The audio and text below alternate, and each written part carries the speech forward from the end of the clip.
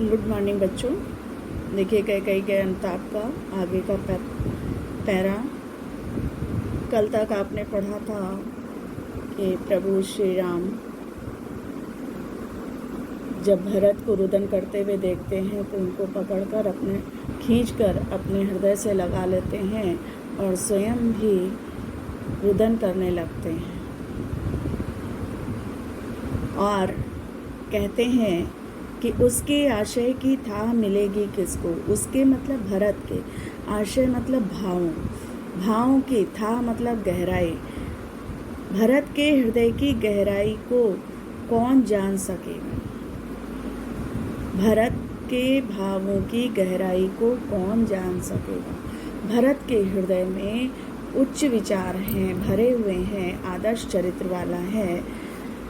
तो कौन ऐसा है जो भरत के हृदय की भावों के बारे में जान सके, उसके गुणों के बारे में जान सके, जब उसकी माता ही जन्म देकर उसके गुणों को नहीं पहचान पाई। जनकर मतलब जन्म देकर, जब उसकी माता ने ही जन्म देकर उसके गुणों के बारे में, उसके आदर्श चरित्र के बारे में ना जान पाई, तो इस संसार में कौन है जो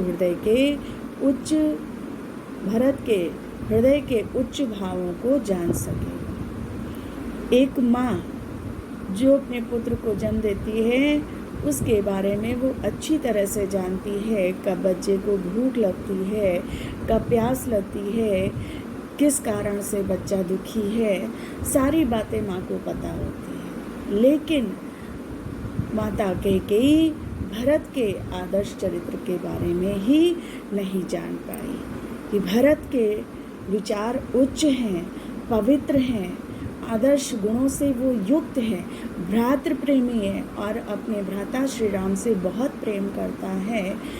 उसे अयोध्या का राज्य नहीं चाहिए, क्योंकि उसे लालच नहीं है, बल्कि वो प्रभु श्री राम की सेवा करना चाहता है। और इसीलिए वो भरत जो आदर्श गुणों से युक्त है, वो वैरागी बन करके राम को मनाने के लिए चल पड़ता है। तो जब माता कैकेयी ही उसके गुणों को नहीं जान पाई, तो इस संसार में कौन है जो भरत के हृदय के भावों की गहराई को जान सके। यह सच है तो अब लौट चलो तुम घर को।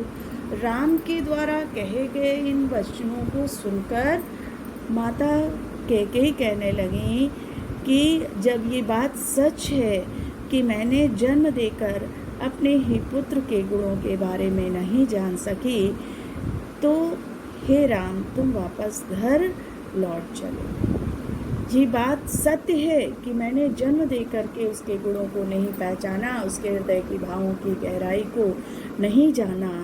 यदि ये बात सत्य है जैसा कि तुम कह रहे हो कि मैंने जन्म देकर उसके गुणों को नहीं पहचाना, तो हे पुत्र राम तुम घर वापस लौट चलो और अयोध्या का राज्य स्वीकार करो। चौंके सब सुनकर अटल कैकेयी स्वर को। रानी कैकेयी के वचनों को सुनकर सभी चौंक पड़े। जो रानी कैकेयी दृढ़ बैठी हुई थी, अटल बैठी हुई थी, उस कैकेयी के स्वर को सुनकर सभी चौंक पड़े। सबने रानी की ओर अचानक देखा और सभी ने रानी कैकेयी की ओर दृष्टि उठाकर देखा। वैधव्य तुषार आवृता यथा विधुलेखा।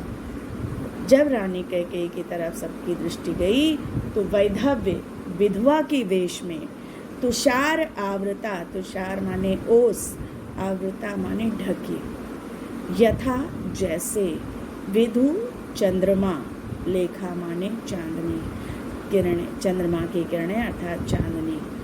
जिस तरह से चंद्रमा की चांदनी ओस से ढक जाती है, उसी तरह से विधवा की वेशभूषा में रानी कैकेयी दिखाई दे रही है। जिस तरह से चंद्रमा की चांदनी ओस में ढकी हुई दिखाई देती है, उसी तरह से विधवा के वेश में रानी कैकेयी दिखाई दे रही थी। बैठी थी अचल तथापि असंख्य तरंगा।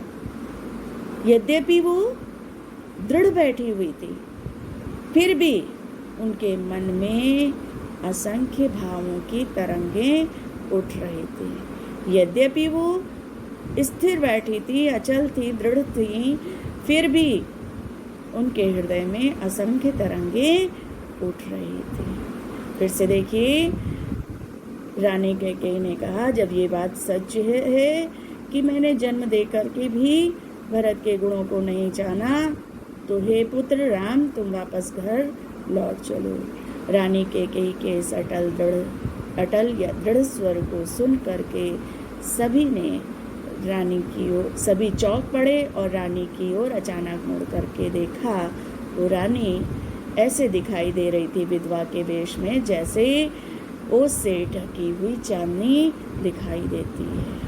यद्यपि वो दृढ़ बैठी थी, फिर भी उसके हृदय में असंख्य भावों की तरंगें उठ रही थी।